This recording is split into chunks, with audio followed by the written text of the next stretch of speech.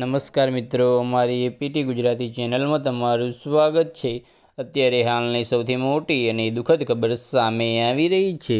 ચોથી વાર આસારામના હંગામી જામીન લંબાવ્યા।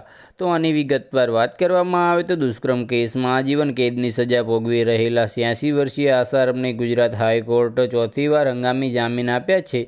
તો આની વિગતવાર વાત કરવામાં આવે તો તમને જણાવી દઈએ મિત્રો કે કોર્ટે તેમની સુનાવણી 3 સપ્ટેમ્બર સુધી લંબાવી છે।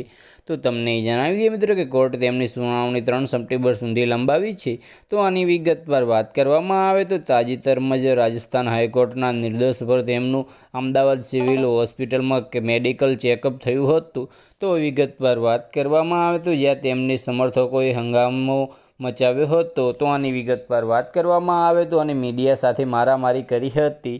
તો બસ આજ માટે આટલું જ, ને અમારી યુટ્યુબ ચેનલ પર નવા હોય તો લાઇક, શેર અને સબસ્ક્રાઈબ કરી દેજો। ધન્યવાદ।